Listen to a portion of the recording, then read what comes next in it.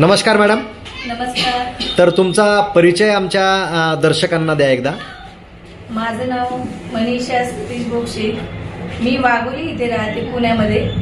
आणि हा साबण सरांनी सहज ठेवला होता माझ्याकडे, म्हणजे विसरला होता त्यांचा.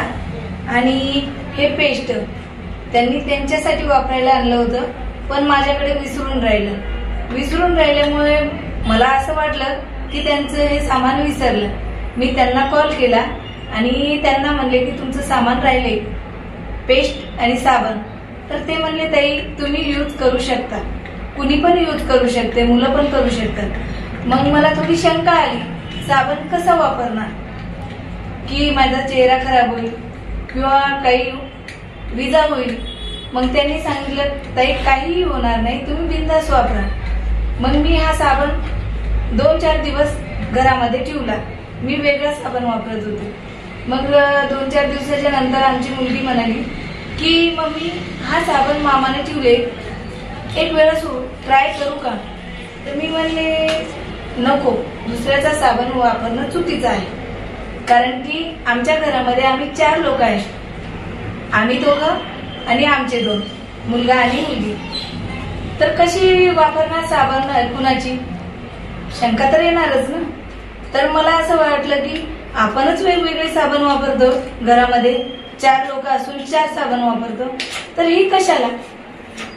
तिने म्हणले मला असं वाटतं, म्हणली त्याचा वास फार सुंदर येतो. मी म्हणलं ठीक आहे. मग साबण तिने घेतल्याच्या नंतर तिने चेहऱ्याला वापरल्याच्या नंतर तिला धुळीची ऍलर्जी होती. धुळीमुळे तिच्या चेहऱ्यावर पिंपल्स येतात छोटे छोटे. ते पिंपल्स नाहीसे झाले. मी म्हणलं छान आहे. दुसऱ्या दिवशी मी पण वापरलं, मला पण छान वाटलं. मग मला असं वाटलं की त्यांनी सांगितल्याच्या नंतर कॉलवर की जे तोंडातलं येते ते जाते, म्हणून मी माझ्या तोंडातलं वारंवार येते, म्हणून मी हा पेस्ट वापरल्याच्या नंतर मी त्यांना असा फोर्स केला की माझी आयडी काढा, नागरे भाऊ माझी आयडी काढा. ते काढत नव्हते. त्यांनी असं वाटलं की यांच्या दोघांमध्ये गैरसमज होईल की मी मनाने कशी आयडी काढणार, नको नवरा बायको मध्ये वाद व्हायला. मी म्हणलं काढा, कारण की मला विश्वास आहे की माझा नवरा काहीही बोलणार नाही, म्हणून मी त्यांना म्हणले काढा. त्यांनी नाही काढली 8 दिवस.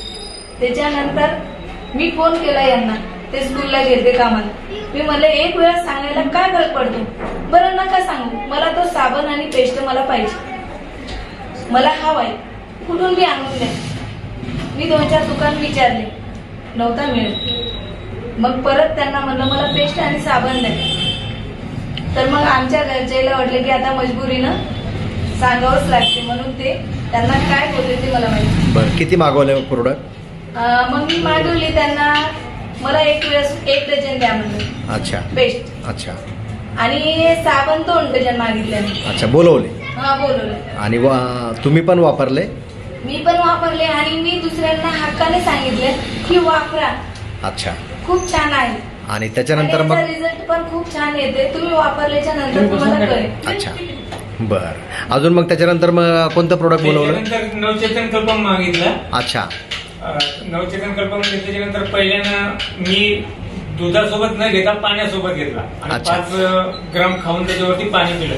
तर थोडं माझ्या घशामध्ये असं गच्च झाल्यासारखं वाटलं मला, कारण की मग आम्ही लगेच चेंज केले. दूध आणलं आणि दुधासोबत घेतलं, एकदम 2 मिनिटांमध्ये फरक जाणवला आम्हाला की.